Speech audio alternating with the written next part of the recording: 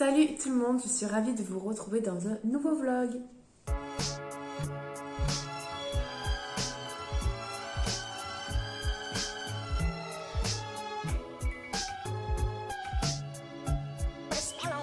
Alors nous sommes donc le lundi 4 octobre, il est 10h moins 10, donc 9h50, oui. Désolée déjà pour la luminosité, il fait un temps pourri et pour cause dans les Bouches-du-Rhône c'est vigilance rouge, voilà. Donc on rigole plus, c'est l'automne, ça y est, hop, terminé, l'été a pris ses bagages.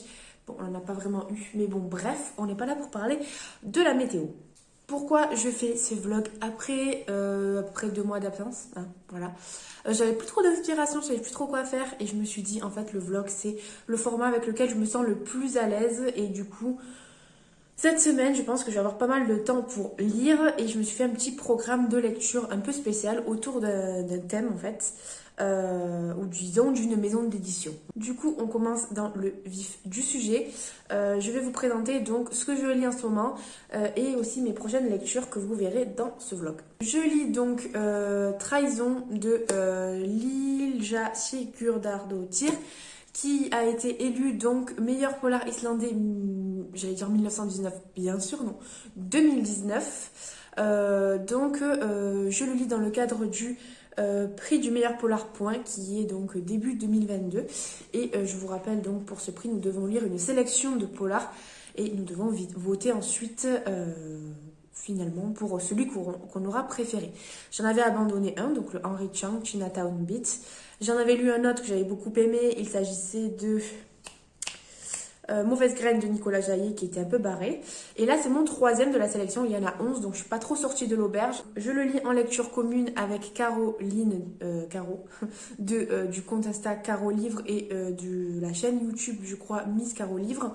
Donc je vous mettrai son compte Insta et sa chaîne en barre d'infos bien que je pense que vous la connaissez déjà. Parce qu'elle aussi est jurée de ce prix-là, elle a fini. Moi je suis dans la dernière ligne droite de Trahison. Que vous en dire? Nous sommes donc dans un thriller politique. Je reviendrai sur l'acception du mot thriller, sur la manière dont voilà, il s'accorde plus ou moins avec ce livre. On va dire pour commencer thriller politique, puisque nous sommes avec Ursula. Ursula, elle a eu une vie pas super facile, un passé pas ouf. Là, elle vient d'être nommée ministre de l'Intérieur en Islande. Mais avant, elle a eu un passé où elle s'est vraiment occupée des camps Ebola en fait au Libéria, ensuite aussi en Syrie. Donc voilà, elle était dans l'humanitaire et du coup revenir à une vie un peu plus cadrée de ministre en fait, revenir en Islande etc. avec la voiture rutilante, le chauffeur, c'est vrai que elle est pas trop à son aise on va dire. Mais bon, elle commence ses fonctions, tout ça. Elle est plutôt bien jusqu'à ce qu'elle reçoive des menaces, des intimidations. Voilà, on lui fait comprendre déjà qu'une femme ministre, bon, c'est pas tip top, on va dire. Puis bon, c'est vrai qu'elle se rend compte dans un ministère, c'est pas super... disons que des fois, c'est pas super clean non plus, quoi. Donc voilà, Trahison, le titre résume bien l'histoire. Point positif, les chapitres sont très courts, ça m'a fait penser à du MJ Arledge, ça s'enchaîne, là il y a à peu près 400 pages et 120 chapitres, c'est vraiment de 2-3 pages maximum, donc c'est assez addictif. Et il y a beaucoup de rythme, il y a beaucoup de personnages, donc on s'ennuie jamais en fait d'un point de vue à l'autre. Bien qu'on se demande quel est vraiment le point commun entre tous ces personnages, comment ils vont se réunir à la fin, est-ce que ça va exploser à un moment ou à un autre. Et c'est là où je viens à ce propos-là. Oui, certes, c'est entraînant, certes, c'est sympathique à lire, certes, je m'attache énormément à Ursula qui est dans une sorte de torpeur émotionnelle parce qu'elle n'arrive pas vraiment à se remettre totalement dans sa vie en Islande. Elle est encore un peu hantée par ses souvenirs du Libéria et de Syrie. Donc c'est très compliqué, elle est en espèce de stress post-traumatique. Voilà, et c'est pour ça qu'elle est assez attachante parce qu'elle essaie de se battre malgré tout, d'être volontaire, mais il y a toujours ce truc qui la hante en fait. Et voilà, malgré mon attachement à ce personnage, je trouve qu'en fait on est seulement dans une espèce d'atmosphère assez tendue.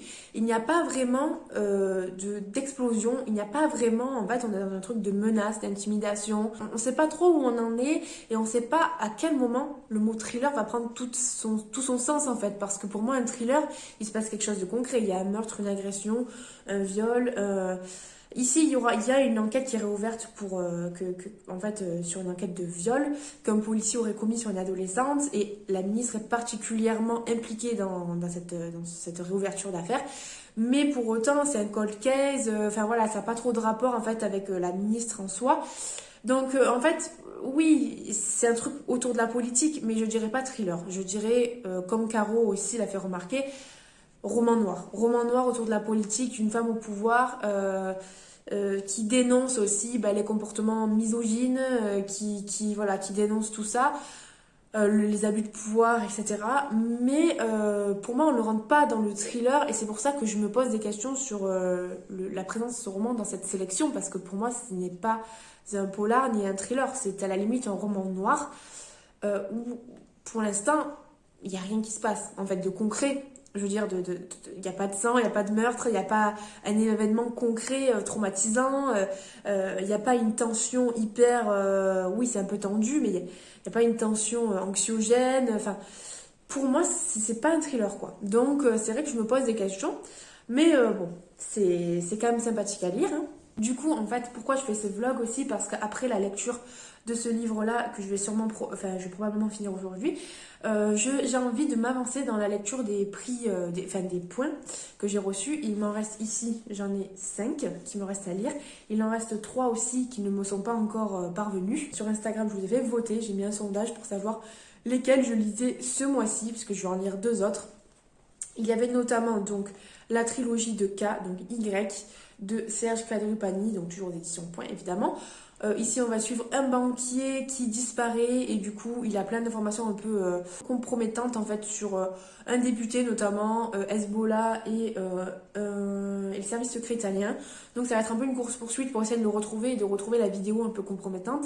Et son fils va être aussi à sa recherche, donc je pense que son fils va aussi être un peu menacé et voilà, on va suivre cette espèce de course-poursuite.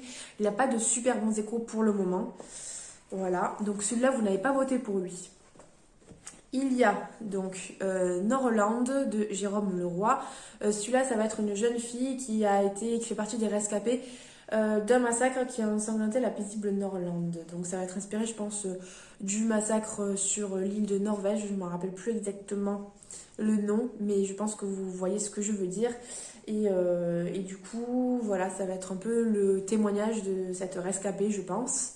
Celui-là, vous avez voté pour lui, donc il fera partie de mes lectures d'octobre et pourquoi pas aussi, dès demain, je pourrai l'attaquer. Ensuite, nous avons donc Les Ombres de la Toile. Alors, le résumé me fait un petit peu penser à Millennium, même si apparemment ça n'a rien à voir. On est plus ici avec l'auteur, donc Chris Brookmyre, dans une ambiance un peu plus écossaise, voilà. Disons, donc on est avec un journaliste d'investigation et une jeune femme de 19 ans qui vont s'associer. Ce sont des espèces de hackers ou des pros en informatique. Et je pense qu'ils vont enquêter sur le darknet. Voilà, ils vont avoir un chantage qui les pousse à l'espionnage industriel. Donc, je sais pas trop exactement sur quoi ça va être, quelle enquête ils vont mener, etc. Mais voilà, ce truc d'informatique, ça m'a fait un peu penser à Lisbeth. Journaliste d'investigation à Michael, je crois que je me rappelle plus son nom de famille, Bloomquist. Donc, à voir, il a de très bons échos celui-ci, mais vous n'avez pas voté pour lui non plus. Celui-là, je l'ai reçu très récemment, Sancho, de Kim Eun-soo. C'est un roman coréen.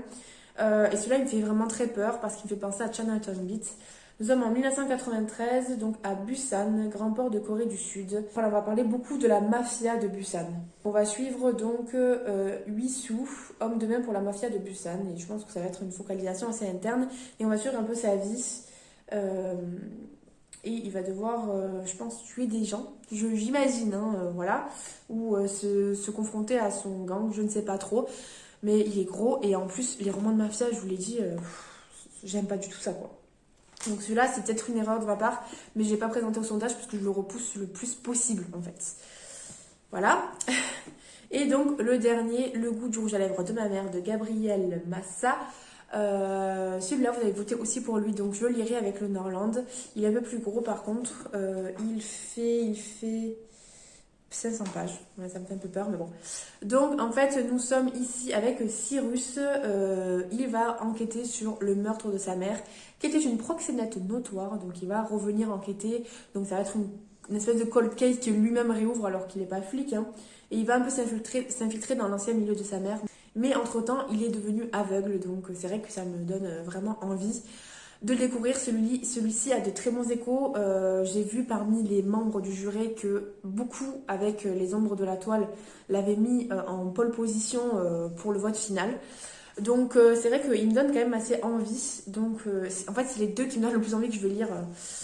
C'est pour ça que c'est pas très judicieux parce que le reste qui me fait moins envie, je veux les garder pour novembre, quoi. Ce mois-ci, il faudrait aussi que je parvienne à lire donc Citadine de demain, Capitale du Nord. J'avais lu Capitale du Sud, j'ai fait ma chronique Insta que j'ai énormément aimé. Ça m'a un peu comment dire, ça m'a un peu renoué avec permis de renouer avec la fantasy que j'avais vraiment délaissée. C'est de la bonne fantasy française. Donc ça, c'est une deuxième trilogie compagnonne de le premier tome de la trilogie d'avant. Disons qu'il y aura deux trilogies emmêlées, Capitale du Sud, Capitale du Nord, écrits par un homme et une femme, ici Claire Duvivier, qui sont compagnes et compagnons dans la vraie vie. Donc je trouve ça super intéressant. Ils écrivent chacun de leur côté.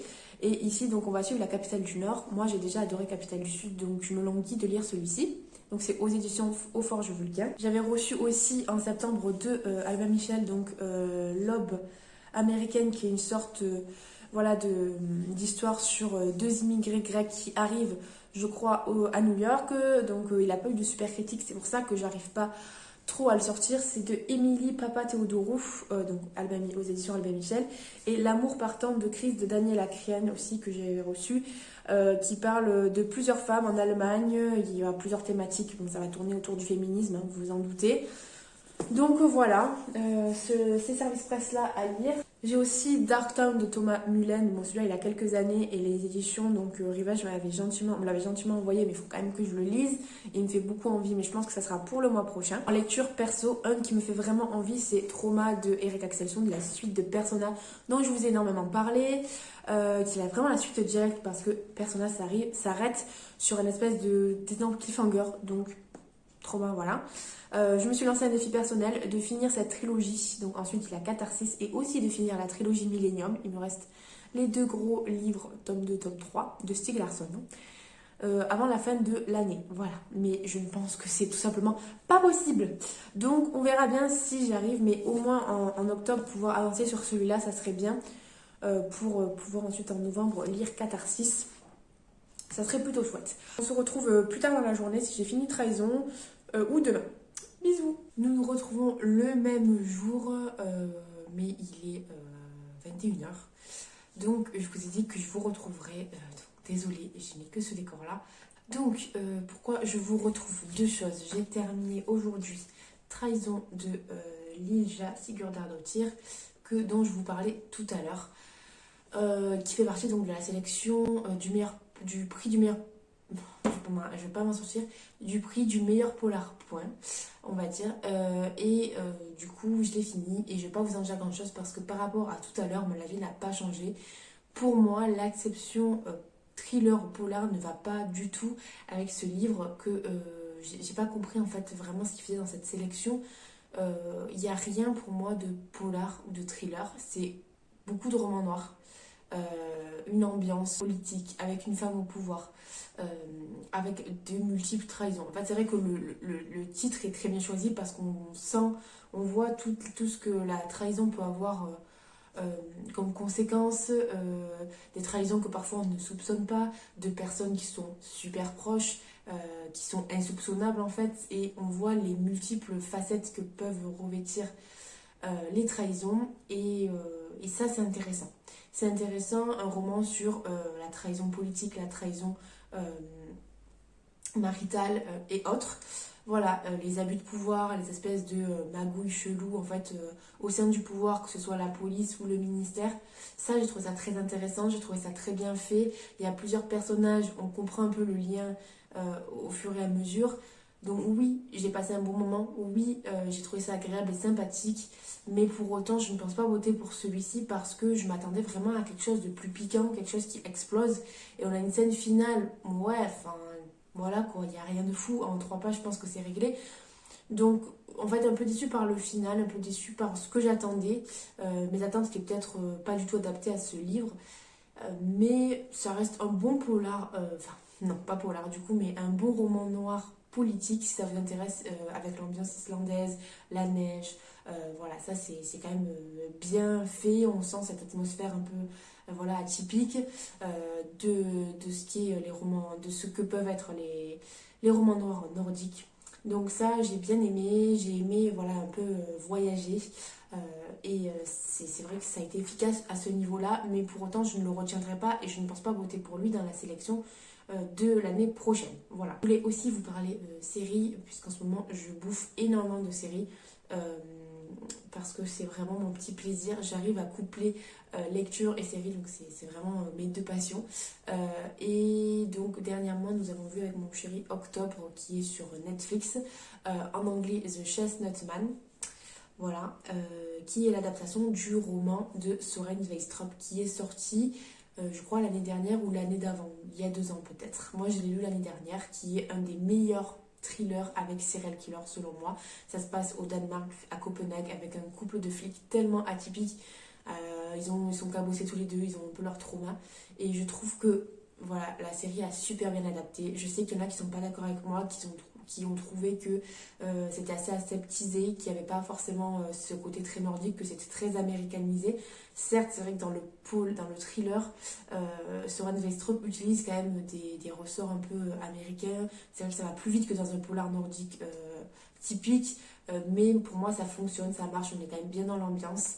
Et là c'est pareil, et pour cause, Soren Sveistrup a adapté son propre roman, parce que son premier métier, je crois que c'est réalisateur ou scénariste, je sais plus exactement. Donc il a vraiment veillé à ce que ça soit très fidèle et c'est hyper réussi. Moi j'ai adoré, même sans avoir lu le roman, vous pouvez regarder aisément la série. Il faut être patient, tout se met en place dans les derniers épisodes et il faut être ok avec le fait de ne pas comprendre tout de suite, de ne pas tout saisir. Parce que c'est un thriller qui est assez complexe, il faut être concentré, il y a beaucoup de ficelles, on est aussi un peu dans la politique, avec la disparition de la fille de la ministre des Affaires sociales, et il y a une série de meurtres un peu bizarres, avec comme signature des bonhommes en marron qui sont laissés sur chaque scène de crime, et du coup nos enquêteurs vont essayer de trouver le coupable, quoi. Mais franchement, c'est en 6 épisodes d'1 heure, ça va super vite. On est vraiment plongé dans le Copenhague un peu gris, un peu austère, avec aussi quand même les forêts d'octobre, les forêts automnales du Danemark, quoi. Et je sais pas, j'ai été à fond dans l'ambiance, j'ai adoré en fait l'intrigue, j'ai trouvé même le final, c'était à la hauteur du final du livre, qui est exceptionnel selon moi. Donc vraiment, rien à redire sur cette adaptation, c'est une très bonne adaptation et c'est une très bonne série aussi. Donc voilà, donc, du coup vous pouvez la regarder aisément sans avoir lu le livre. Par contre, si vous regardez la série, je vois pas trop l'intérêt du coup d'après de lire le livre parce que les deux sont assez similaires en fait. Je vous conseille plutôt d'abord, si vous voulez lire le livre, en tout cas de le lire en premier et ensuite voir la série. Voilà. Je vous retrouve donc, nous sommes jeudi 7 octobre, il est à peu près 15h. Alors, ça sera le dernier plan du vlog. Pourquoi je vous retrouve? Parce que j'ai fini Norland, de Jérôme Leroy aux éditions Point. J'ai mis plusieurs jours à le finir alors que c'est un court roman de 150 pages. Je pensais le lire d'une traite, mais finalement ça n'a pas été le cas. Alors déjà pour le résumé, il s'agit là d'une espèce de témoignage, pas vraiment puisque c'est quand même une œuvre de fiction, mais disons qu'on va suivre une rescapée d'un attentat en Norlande. Qu'est-ce que la Norlande? C'est un pays imaginaire où l'auteur a placé son intrigue, enfin l'attentat du moins, et en fait, bon, je pense que vous l'avez peut-être deviné, mais la Norlande est dans l'imaginaire de l'auteur, à peu près situé du côté de la Scandinavie et du coup entre, je dirais, l'Islande et la Norvège, un truc comme ça. Et donc c'est inspiré des attentats de 2011 à Utøya. Merci le camion qui fait un boucan monstre. Donc des attentats 2011 à Utøya, et voilà, c'est un peu le même type d'attentat d'un homme qui est d'une espèce de néo-nazi suprémaciste et qui veut éliminer en fait toute une population immigrée ou soutenant du moins les immigrés. Et en fait, notre récit ne va pas vraiment se situer, on va pas vraiment vivre l'attentat, mais on va vivre la convalescence, si vous voulez, de Clara, notre personnage principal, qui va en fait, à travers un cahier, un journal intime, nous raconter petit à petit ce qui s'est passé, comment elle va, comment elle guérit. Et en fait, c'est assez original parce que le récit est construit à la deuxième personne du singulier, vu qu'elle écrit à son amie qui, elle, est française, habite à Rouen. C'est à la base, je crois que c'est ça, comment on dit, je sais plus.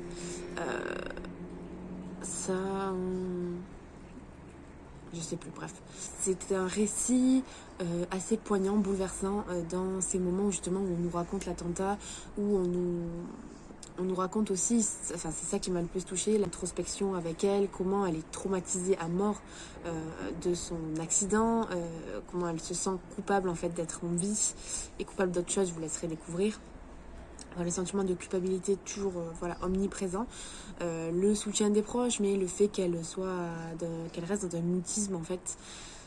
Et voilà, c'est vrai que c'est un récit à lire. Moi d'habitude je n'aime pas du tout les récits sur les attentats, c'est quelque chose qui ne me plaît pas, c'est quelque chose qui me terrifie au quotidien et je n'aime pas retrouver ça dans les littératures parce que c'est l'une de mes plus grandes peurs, on va dire. Je peux pas lire ça, je peux pas lire des livres sur Daesh, des romans sur Daesh, et voilà. Et sur les autres attentats aussi, j'ai du mal, c'est pas un sujet qui me plaît. Mais ce témoignage, dans le personnage de fiction, m'a quand même touchée parce que je trouve que l'auteur a trouvé vraiment les mots justes pour quelqu'un qui serait rescapé justement, comme si l'auteur avait su vraiment se mettre à sa place, alors que je trouve qu'on peut pas vraiment se mettre à la place d'une personne, on peut imaginer mais pas vraiment comprendre si on ne l'a pas vécu en fait. Et là je trouve que c'est bien fait, que c'est bien écrit, c'est très touchant et poignant. Mais bon, j'ai quand même des choses à dire, pas forcément très positives. Bon, tout le monde disait bouleversant, poignant, du coup je m'attendais à chialer, je ne l'ai pas fait. C'est peut-être mes attentes qui étaient trop hautes. Mais j'ai quand même été pris aux tripes plusieurs fois.